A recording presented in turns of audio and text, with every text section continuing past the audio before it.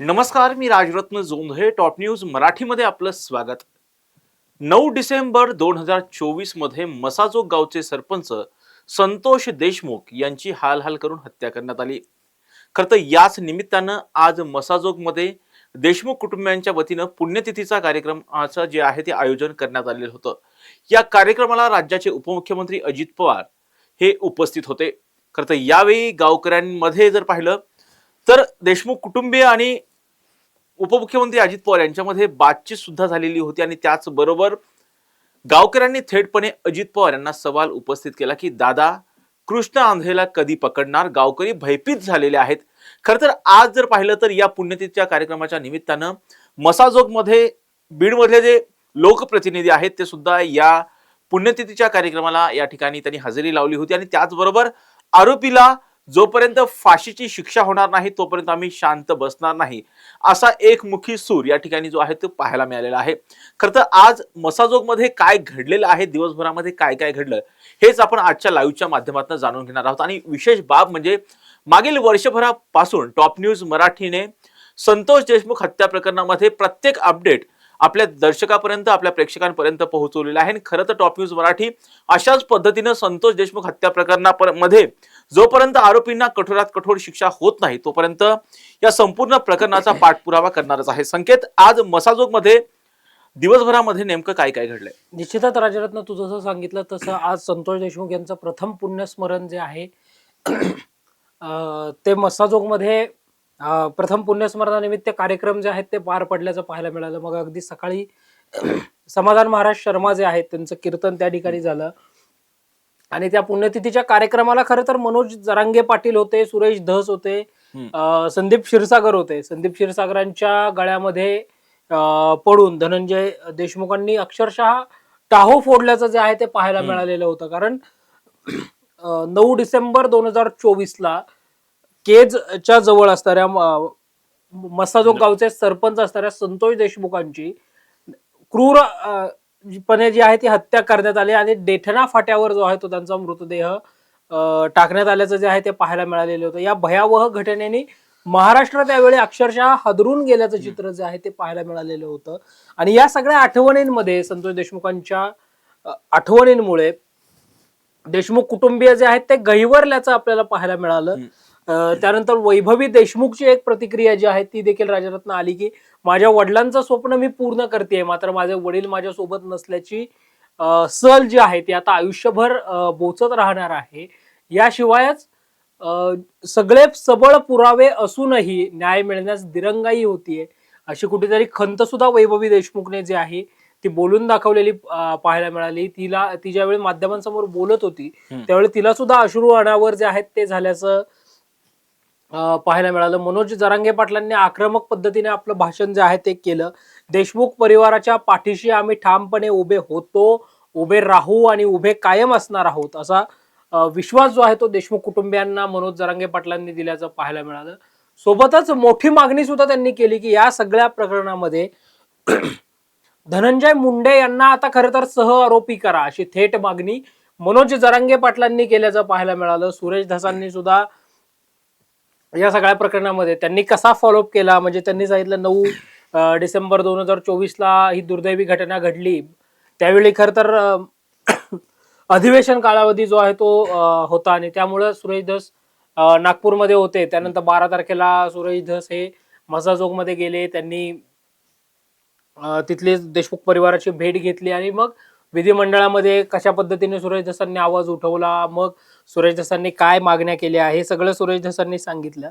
आणि सुरेश धसांनी सुद्धा धनंजय मुंडेंवर जी आहे ती टीकेची जोड या सगळ्यातलं अप्रत्यक्षरित्या उठवल्याचं पाहायला मिळालं. कारण ते असं म्हटले की संतोष देशमुख हत्या प्रकरणामधला आरोपी नंबर 1 असणाऱ्या व्यक्तीची तुम्हाला भर भाषणामध्ये जर आठवण येत असेल तर मनोज जरांगे पाटलांनी केलेली मागणी काय चुकीची नाही असं थेटपणे सुरेश धस जे आहेत ते म्हटल्याचं पाहायला मिळाले. तिकडे संदीप क्षीरसागरांनी आज अशी प्रतिक्रिया दिली की वाल्मिक कराडला जोपर्यंत फाशीची शिक्षा होत नाही, जो वाल्मिक या सगळ्या हत्या प्रकरणातला आरोपी नंबर 1 आहे, जो त्या फोनवर त्यांचा जो मोकारपंथी नावाचा व्हॉट्सअप ग्रुप होता, ज्या व्हॉट्सअप ग्रुपवरनं संतोष देशमुखांची हत्या होत असताना हा क्रूर कर्मा वाल्मिक कराड ती सगळी हत्या बघत होता व्हिडिओ कॉल, लाईव्ह मध्ये व्हिडिओ कॉलवरती बघत होता आणि इन्स्ट्रक्शन देत होता असे आरोपी आहेत.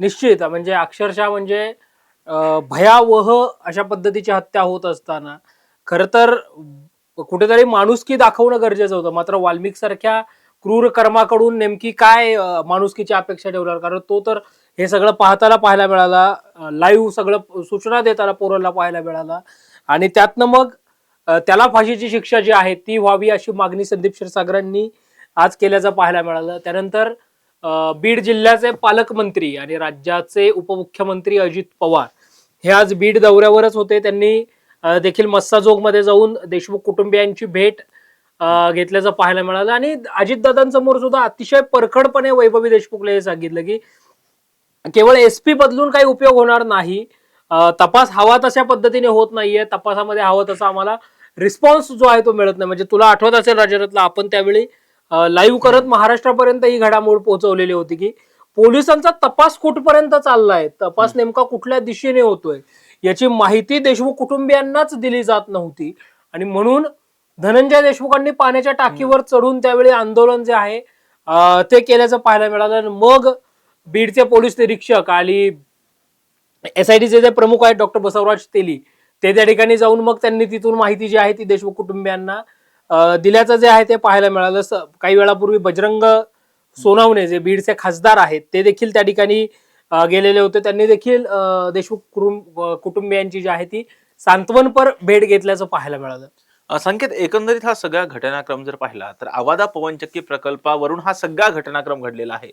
या ठिकाणी वाल्मिक कराड असेल आणि त्याचे सहकारी आवादा पवनचक्की प्रकल्पामध्ये खंडणी मागत होते, तेव्हा सुरक्षा रक्षक जे आहेत त्यांच्यासोबत त्यांची वादावादी झाली आणि त्या वादावादीमध्ये आमच्या गावचा सुरक्षा रक्षक आहे म्हणून संतोष देशमुख त्यामध्ये तिथे गेले आणि त्यानंतर जर पाहिलं तर हा सगळा घटनाक्रम घडला आणि याचाच राग कुठेतरी मनात धरून ह्या आरोपींनी थेटपणे संतोष देशमुख यांचे हालहाल करून त्यांची हत्या केल्याने, विशेष म्हणजे जसं तो आता थोड्या पूर्वी सांगितलं, जेव्हा संतोष देशमुख यांना मारण्यात येत होतं त्यावेळेस त्यांनी थेटपणे व्हिडिओ कॉल केला, ज्यांचा त्या मोकारपंथी ग्रुपवरती हे सगळे व्हिडिओ जे आहेत ते सुद्धा शेअर करण्यात आले. आणि ज्यावेळी आमदार सुरेश धस हे विधान सभेमध्ये या बाबतीमध्ये आवाज उठवत होते त्यावेळेस अक्षरशः संपूर्ण सभागृह जे आहे ते कुठेतरी स्तब्ध झाल्याचं पाहायला मिळालं होतं. आणि त्यानंतर जर पाहिलं ज्या पद्धतीच्या फोटो संकेत नंतर बाहेर पडलेल्या होत्या, व्हॉट्सअप ग्रुपवरती शेअर झालेल्या होत्या आणि ज्या पद्धतीने संतोष देशमुख यांना मारण्यात आलेले होते, अत्यंत क्रूरपणे मारण्यात आले आणि सर्वांची महाराष्ट्रामध्ये पाहिलं संकेत मुकमोर्चे निघत होते की या प्रकरणामधल्या आरोपींना फाशीच्या शिक्षे व्यतिरिक्त कोणती शिक्षाच होऊ शकत नाही, या आरोपींना फाशीची शिक्षा द्यावी अशी मागणी जोर धरत होती. तर दुसऱ्या बाजूला जर पाहिलं संकेत, हा वाल्मिक कराड जो की या प्रकरणामधला मुख्य आरोपी आहे त्याला थेटपणे पुण्यामध्ये त्यांनी स्वतः सरेंडर केलेलं होतं. सुरुवातीला त्यांनी तो व्हिडिओ बनवलेला होता की या प्रकरणामध्ये संतोष भैया देशमुख यांना ज्यांनी मारलेलं आहे त्यांना कठोरात कठोर शिक्षा झालेली व्हावी. मला या प्रकरणामध्ये राजकीय हेतुपोटी गोवल्या चालल्या असा आरोपही त्यांनी केलेला होता. आणि जर यानंतर जर पाहिलं त्याच्या विरोधात अनेक पुरावे सुद्धा पुढे आलेले आहेत. आणि या प्रकरणामधला दुसरा एक आरोपी आहे संकेत, जो आरोपी म्हणजे इतर जे आरोपी आहेत त्या सगळ्या आरोपींना पोलिसांनी ताब्यात घेतलेलं आहे. ते आता त्यांची एसआयटी मार्फत चौकशी सुद्धा सुरू आहे. 12 डिसेंबरला या सर्वच आरोपींवरती दोषारोप पत्र सुद्धा दाखल होणार असल्याची माहिती आहे संकेत. परंतु या प्रकरणामधला जो एक मुख्य आरोपी आहे, एक आरोपीच म्हणता येईल, मुख्य आरोपीच म्हणता येईल त्याला, तो कृष्णा आंधळे संकेत अद्यापही वर्ष होत आलेलं आहे तरीही पोलिसांना अद्यापही सापडलेला नाहीये. याच कृष्णा आंधळे कधी नाशिकमध्ये सापडतो, कधी मालेगावमध्ये आहे असे चर्चा होते, परंतु हा कृष्णा आंधळे अद्यापही सापडत नाही. ज्यावेळेस अजित पवार, खरं तर आजच्या अजित पवार यांच्या दौऱ्यामध्ये हा नियोजित कार्यक्रम होता तरी सुद्धा अजित पवार यांनी थेटपणे ताफा वळवला आणि संतोष देशमुख यांच्या कुटुंबियांची जाऊन भेट घेतली. त्याच गावकऱ्यांनी सांगितलं की दादा, अजितदादा, तुम्ही एसपी बदलला तरी ह्या कृष्णा आंधळेला कधी ताब्यात घेणार आहात?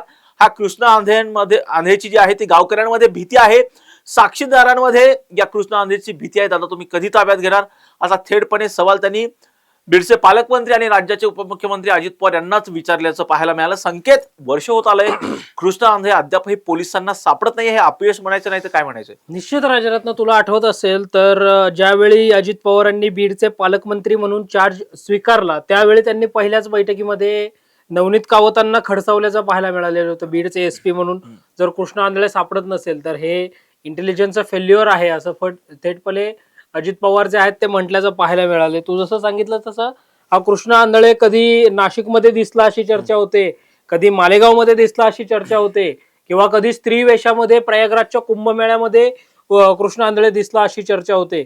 आणि ह्या सगळ्या चर्चांच्या दरम्यान अंजली दमानिया ज्या सामाजिक कार्यकर्त्या आहेत, त्यांनी तर बसवराज कल्याणमध्ये 3 मृतदेह सापडलेले आहेत, त्यापैकी एक कृष्ण आंधळेचा असावा असं सांगितलं. त्यानंतर एक पुन्हा खळबळ उडाल्याचं पाहायला मिळालं. मात्र तसंही काही प्रत्यक्षात घडल्याचं पाहायला मिळालं नाही. संदीप क्षीरसागरांनी असं म्हटलं, राजरत्न पहिल्यांदा ती शक्यता संदीप क्षीरसागरांनी बोलून दाखवली की कृष्ण आंधळे या जगातच नाहीये, कृष्ण आंधळेचा मृत्यू झालेला आहे असं संदीप क्षीरसागर जे आहेत ते म्हटल्याचे पाहायला मिळाले. आणि आज सुद्धा त्यांनी ती शंका जी आहे ती उपस्थित केल्याचं पाहायला मिळालं. कारण इतके दिवसांनंतर 9 डिसेंबर 2025 ला आता संतोष देशमुखांच्या हत्येला 1 वर्ष पूर्ण होईल. आणि या 1 वर्षामध्ये जर कृष्ण आंधळे सापडत नसेल तर हे निश्चितपणे पोलिसांचं अपयश आहे. म्हणजे या कृष्ण आंधळेच्या बाबतीत जर सांगितलं, याचा काळा इतिहास जर आपण पाहिला, काळे कारनामे जर आपण याचे पाहिले, तर हा तडीपार केलेला खुनातल्या चे आरोप असणारा सगळा आरोपी होता. मग तो बीडमध्ये येतो, बघ त्यांच्या बैठका होतात, बघ संतोष देशमुख हत्या प्रकरणामध्ये हा कृष्ण आंधळे सहभाग घेतो. संतोष देशमुखांची म्हणजे एका निष्पाप सेवाभावी सरपंचाची अमानुष पद्धतीने हत्या करतो. आणि मग हा कृष्ण आंधळे जो आहे तो पसार होतो. मग तो कृष्ण आंधळे पसार होत असताना जर त्याच्यावर गुन्हे होते तर या गुन्ह्यातला आरोपीला त्याच वेळी पोलिसांनी अटक का केली नाही, हा देखील एक प्रश्न आहे. त्यामुळे निश्चित पद्धतीने बीड पोलिसांचं अपयश असल्याचं पाहायला मिळतंय. आणि आता कृष्ण आंधळे SIT स्थापन करूनही, म्हणजे बघ SIT तपास करते, बीड पोलीस तपास करतायत, तरी देखील जर कृष्ण आंधळे सापडत नसेल तर हे निश्चितपणे प्रशासनाचंच अपयश आहे. मगाशी ज्या पद्धतीने तू सांगितलंस राजरत्न, या सगळ्या प्रकरणामध्ये आवादा कंपनी जी आहे ती या सगळ्या हत्येच्या केंद्रस्थानी आहे. कारण आवादा कंपनीमध्ये 6 डिसेंबर 2024 ला आवादा प्रकल्पाच्या अधिकारी आणि कर्मचाऱ्यांना वाल्मिक आणि त्याच्या चेल्या चपाट्यांकडनं धमकी देण्यात आली, मारहाण करण्यात आली. आणि या मारहाणीमध्ये होत असताना माझ्या गावामध्ये आवादा कंपनीचा पवनचक्कीचा प्रकल्प आहे आणि माझ्या लोकांना जर मारहाण होत असेल तर ते कुठेतरी सहन होणार नाही, म्हणून संतोष देशमुखांनी सरपंच या नात्यानं त्या वादामध्ये मध्यस्थी केली, तो वाद मिटवला. आणि तो वाद मिटवला, तो राग डोक्यामध्ये ठेवून वाल्मिकांनी त्यावेळी त्या प्रतीक घुले आणि ह्या कृष्ण आंधळे यांना त्यावेळी हा वाल्मिक म्हटला होता की तुम्ही काय गँगची इज्जतच घालवली. आणि तो अपमान डोक्यात ठेवून संतोष देशमुखांसारख्या सेवाभावी सरपंचांचा खून जो आहे तो वाल्मिक आणि त्याच्या या सगळ्या चेल्या चपाट्यांनी मिळून केल्याचं पाहायला मिळालं. 9 डिसेंबर 2024 ला संतोष देशमुखांचं अगोदर अपहरण केलं, अपहरण करून त्यांच्या म्हणजे त्यांची हत्या अमानुष पद्धतीने केली. म्हणजे ज्या गोष्टी इथं पुढं प्रेक्षकांना पुढे सांगणं ही कठीण आहे, अशा पद्धतीनं त्यांना हाल करून मारण्यात आलेलं होतं. अगदी निश्चित. म्हणजे ते फोटो सुद्धा ज्यावेळी ते समोर आले, अतिशय क्रूर पद्धतीने संतोष देशमुखांना कसं मारलं गेलं या सगळ्याचे फोटोग्राफ्स खरं तर समोर आलेले होते 2 मार्च 2025 ला. आणि त्या फोटोग्राफ सुद्धा इतके भयावह होते की ते प्रेक्षकांपर्यंत आपण दाखवायचे नाहीत, असा ठाम निर्णय आम्ही टॉप न्यूज मराठीच्या माध्यमातून त्यावेळी देखील घेतला होता. इतक्या अमानुष पद्धतीनं संतोष देशमुखांना जे आहे ते मारण्यात आलं. आणि त्यानंतर मग जनक्षोभ जो आहे तो झाल्याचं पाहायला मिळालं. म्हणजे 9 डिसेंबरलाच धनंजय देशमुखांनी तक्रार दिली, 10 डिसेंबरला रास्ता रोको जो आहे तो बसाजोगमध्ये झाल्याचं पाहायला मिळालं. आणि मग 10 डिसेंबरलाच जयराम चाटे आणि महेश केदारला पोलिसांनी अटक जी आहे ती केल्याचं पाहायला मिळालं. 11 डिसेंबरला क्राईम ब्रँच कडनं प्रतीक घुलेला जी आहे ती अटक करण्यात आल्याचं पाहायला मिळालं. आणि बघ गुन्हा घडलाय 9 डिसेंबरला, वाल्मिक कराडवर गुन्हा दाखल झालाय 11 डिसेंबरला. खंडणीचा गुन्हा जो आहे तो त्याच्यावर दाखल झाला, कारण खंडणीमध्ये वाल्मिक आहे असं बोललं जात होतं. जेव्हा खंडणीचा गुन्हा त्याच्यावर दाखल झाला तेव्हा हा वाल्या यांनी केलेली पाप जी आहेत ती धुण्यासाठी किंवा देवाचे आशीर्वाद घ्यावेत कुठेतरी म्हणून हा उज्जैनच्या महाकालाच्या मंदिरामध्ये दर्शनासाठी गेल्याचं पाहायला मिळालेलं होतं. बॉडीमध्ये म्हणजे बॉडीगार्ड सोबत घेऊन काहीतरी हा फार मोठा कोणीतरी सेलिब्रिटी आहे अशा आविर्भावामध्ये उभा राहून ते फोटो काढताना पाहायला मिळालेलं होतं. आणि विशेष म्हणजे त्याचं तोपर्यंत इंस्टाग्राम अकाउंट, फेसबुक अकाउंट सगळे ऍक्टिव्हेट जे आहेत ते असल्याचं पाहायला मिळालेलं होतं. त्यानंतर 13 डिसेंबरला बीड बंदची हाक जी आहे ती देण्यात आली आणि बीडकरांच्या जनक्षोभानंतर हा संपूर्ण प्रकरण जे आहे ते सीआयडी कडे वर्ग झालं. त्यानंतर 14 डिसेंबरला या सगळ्या प्रकरणामध्ये तपासामध्ये दिरंगाई केली असा ठपका ठेवत केज पोलीस स्टेशनचे जे पोलीस निरीक्षक होते प्रशांत महाजन त्यांना सक्तीच्या रजेवर पाठवण्यात आलं आणि याच दिवशी या प्रकरणातला आरोपी असणाऱ्या विष्णू चाटेची तो जो ज्या राष्ट्रवादी काँग्रेस पार्टीचा पदाधिकारी होता त्या राष्ट्रवादी काँग्रेस पक्षामधनं त्याला त्याची हकालपट्टी करण्यात आली. 14ला विष्णू चाटेची हकालपट्टी राष्ट्रवादीतनं झाली आहे आणि 18 डिसेंबरला विष्णू चाटेला जी आहे ती अटक झाल्याचं पाहायला मिळालं. 19 डिसेंबर राज्यातल्या या सगळ्या प्रकरणातली महत्वाची तारीख आहे कारण या दिवशी संतोष देशमुख यांचा पोस्टमॉर्टम रिपोर्ट आला होता आणि या पोस्टमॉर्टम रिपोर्टमध्ये कशी अमानुष पद्धतीने संतोष देशमुखांना मारहाण करण्यात आली हे स्पष्ट झालेलं होतं. तुला आठवत असेल राज्यातलं की 19 डिसेंबरला दुपारच्या वेळी साधारणतः 3:30 पावणे 4च्या आसपास हा पोस्टमॉर्टम रिपोर्ट आला होता आणि इकडे नागपूरला विशेष हिवाळी अधिवेशन जे आहे ते सुरू होतं. या हिवाळी अधिवेशनामध्ये सुरेश धसांनी पोस्टमॉर्टम रिपोर्ट मधला पॉइंट टू पॉइंट वाचून दाखवला आणि हा पोस्टमॉर्टम रिपोर्ट सुरेश धस वाचून महाराष्ट्रासमोर ज्यावेळी आणत होते त्यावेळी सभागृह सुद्धा स्तब्ध होऊन हा सगळा पोस्टमॉर्टम रिपोर्ट ऐकून कुठेतरी प्रत्येकाच्या मनामध्ये चीड जी आहे ती येत होती की ही विकृती नेमकी आली कुठून. त्यानंतर मग या पोस्टमॉर्टम रिपोर्टमध्ये मारहाण झाल्याचं पाहायला मिळालं. स्पष्ट झालं तपासाची दिशा मग पुढे त्या अँगलने गेल्याचं आपल्याला पाहायला मिळालं. 21 डिसेंबरला तत्कालीन SP असणाऱ्या अविनाश बारगळ यांची गच्छंती जी आहे ती करण्यात आली, त्यांची बदली झाली आणि नवनीत कावत हे बीडचे नवे SP झाले. याच दिवशी अजित पवारांनी आणि शरद पवारांनी सुद्धा देशमुख परिवाराची भेट जी आहे ती जाऊन सांत्वनपर भेट घेतल्याचं पाहायला मिळालं. आता 24 डिसेंबरला जे काही खंडणी प्रकरण होतं, आवाजा कंपनीला जी काही खंडणी मागितली होती, करोडोंची खंडणी खरं तर मागितलेली होती, हे खंडणी प्रकरण सुद्धा सीआयडी कडे वर्ग जे आहे ते झाल्याचं पाहायला मिळालं. पुन्हा एकदा 28 डिसेंबरला म्हणजे 13 डिसेंबरला बीड बंदची हाक देण्यात आली आणि 28 डिसेंबरला बीड जिल्हाधिकारी कार्यालयावर सर्वपक्षीय मोर्चा जो आहे तो काढण्यात आल्याचं पाहायला मिळालं. या मधल्या काळात ह्या सगळा घटनाक्रम घडत असताना वाल्मिक कराड मात्र फरार होता आणि त्यानंतर मग वाल्मिकनी 31 डिसेंबरला स्वतः सरेंडर केलं पुण्यातल्या सीआयडी ऑफिसमध्ये. पाषाण स्थित जे पुण्यातलं सीआयडी ऑफिस आहे त्या ठिकाणी तो आला, त्यांनी सरेंडर केलं. तू जसं सांगितलंस तसं त्याला स्क्रिप्टही वाल्मिकला कोणी लिहून दिली होती त्याला शोधला पाहिजे कारण संतोष देशमुखांचं टोपण नाव अण्णा होतं, त्यांना अण्णा म्हणून ओळखलं जात होतं. हे त्या स्क्रिप्ट रायटरला माहिती नव्हतं. त्या स्क्रिप्ट रायटरने जसं लिहून दिलं तसं ह्या महाशयांनी ते वाचलं. 31 सेकंदाचा व्हिडिओ त्यांनी सोशल मीडियाच्या माध्यमातून या वाल्मिक कराडनं शेअर केला. तो माध्यमांमध्ये जाईल याची जाणीवपूर्वक खात्री घेतली. या 31 सेकंदाच्या व्हिडिओमध्ये हा वाल्मिक कसा धुतल्या तांदळासारखा स्वच्छ आहे हे दाखवण्याचा प्रयत्न करताना पाहायला मिळाला की संतोष भैया देशमुख यांच्या हत्या प्रकरणाशी माझा काडी मात्र संबंध नाही, संतोष देशमुख यांची हत्या करणाऱ्या मारेकऱ्यांना फासावर द्या असं 31 सेकंदामधनं वाल्मिक सांगताना जो आहे तो पाहायला मिळाला. आता तोच वाल्मिक या प्रकरणातला आरोपी नंबर 1 आहे. त्यामुळं वाल्मिक कराडची इच्छा जी आहे, त्यांनी जी बोलून दाखवलेली इच्छा आहे ती आता पोलीस प्रशासन सीआयडी SITनं योग्य वेळी पूर्ण करून या वाल्मिक म्हणल्याप्रमाणे त्याला फाशीची शिक्षा जी आहे ती दिली पाहिजे.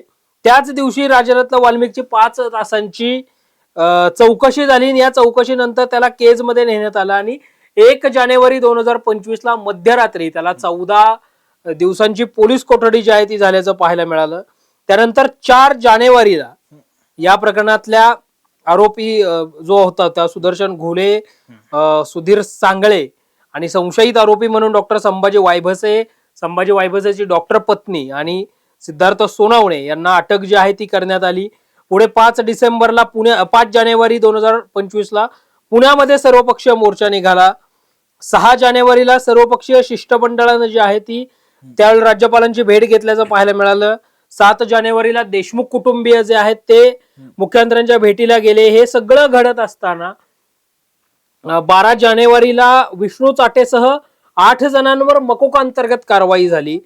त्यावेळी सुद्धा म्हणजे 12 जानेवारीला वाल्मिकवर मकोका लागला नव्हता, वाल्मिक शिवाय जे काही आरोपी होते, 9 आरोपी होते, म्हणजे विष्णू चाट्या आणि त्याच्यासोबत 8 आरोपी, अशा 9 जणांना वर मकोका जो आहे तो दाखल झाला. त्यानंतर 14 जानेवारीला वाल्मिक कराडवर मकोका जो आहे तो म्हणजे 2 दिवसानंतर या आरोपींना वर मकोका दाखल झाल्यानंतर 2 दिवसांनी वाल्मिक कराडवर मकोका जो आहे तो दाखल झाल्याचं पाहायला मिळालं. आणि साधारणतः 1 जानेवारी 2025ला या सगळ्या प्रकरणामध्ये SITची स्थापना जी आहे ती करण्यात आल्याचं पाहायला मिळालेलं होतं.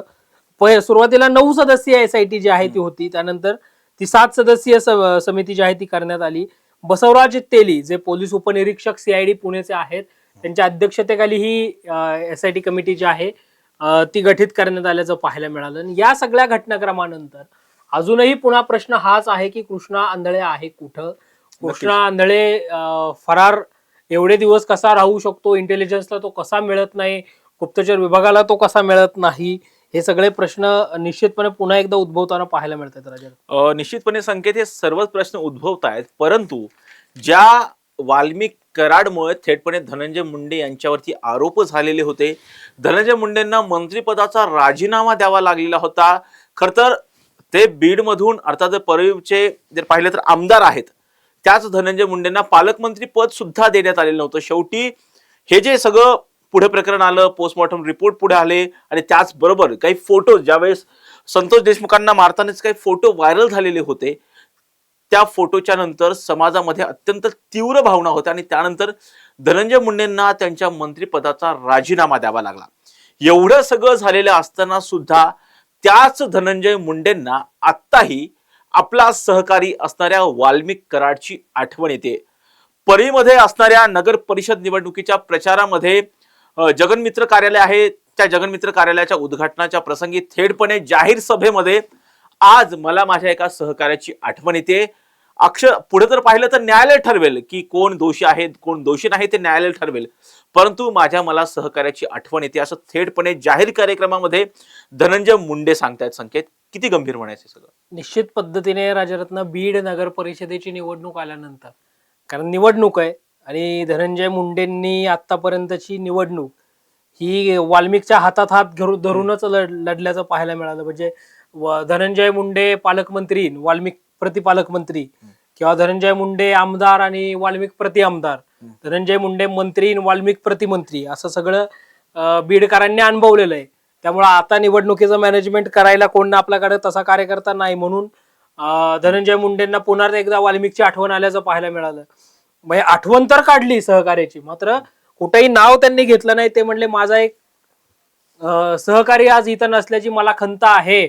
जगनमित्र कार्यालय आजही चालू आहे, जनतेची कामं होत आहेत, मात्र माझा मित्र इथं नसल्याचं पाहायला मिळालं. आणि आज सुद्धा जे काही सुरेश धसांनी सांगितलं, मनोज जरांगे पाटलांनी सांगितलं, या सगळ्यांचा रोख धनंजय मुंडेंकडे पुन्हा एकदा जाण्यामागचं कारण हेच होतं. म्हणजे राजरत्न एक ज्येष्ठ पत्रकार आहेत बीड मधले, अनेक वर्ष त्यांनी बीडमध्ये काम देखील केलेलं आहे. आता एका युट्यूब चॅनलचे ते संपादक आहेत आणि सगळ्या प्लॅटफॉर्मवर सुद्धा त्यांचा युट्यूब चॅनल जो आहे तो असल्याचं पाहायला मिळतं. त्या पत्रकारांना काही वर्षांपूर्वी स्वतः गोपीनाथ मुंडेंनी असं सांगितलेलं होतं की ज्या दिवशी धनंजय मुंडे हे वाल्मिकची साथ सोडतील त्या दिवशी धनंजय मुंडेचं सगळं जे काही आहे ते, धनंजयचं जे काही आहे ते सगळं चांगलं होईल, असं गोपीनाथराव मुंडे स्वतः म्हटल्याचं पाहायला मिळालेलं होतं. म्हणजे स्वतःच्या काकांचंही गोपीनाथ मुंडेंनी सांगितलेला आदेश किंवा मुंडेंनी जे काही सांगितलं ते सुद्धा धनंजय मुंडे जे आहेत ते आचरणात का आणत नाहीत? वाल्मिक जवळ असं काय आहे की धनंजय मुंडे वाल्मिककडे खेचले जात आहेत? आता जेलमध्ये असून सुद्धा वाल्मिक थेटपणे त्यांच्याच बहीण असणाऱ्या मंत्री ज्या असणाऱ्या पंकजा मुंडेंनी जाहीर कार्यक्रमामध्ये सांगून, अगदी दसरा मेळाव्यामध्ये सांगून टाकलेलं की ज्याच्याशिवाय धनंजय मुंडेंचं पान हलत नाही तो वाल्मिक कराड. ह्याच वाक्यामुळे धनंजय मुंडे अनेकदा ट्रोल सुद्धा झाल्याचं पाहायला मिळालं. निश्चित राजरत्न, या सगळ्यामुळे आता म्हणजे पंकजा मुंडेंनी ज्यावेळी दसरा मेळाव्यात वाल्मिकचा उल्लेख केला राजरत्न, तेव्हा खरं तर संतोष देशमुख हत्या प्रकरण जे आहे ते घडलेलं नव्हतं. म्हणजे अनेक गुन्हे वाल्मिकने पचवलेले होते, मात्र त्यामुळे त्या धनंजय मुंडेंचा ते वाल्मिक कराडचा तो उल्लेख पंकजा मुंडेंनी केला. मात्र आता बघ किती गंभीर आहे.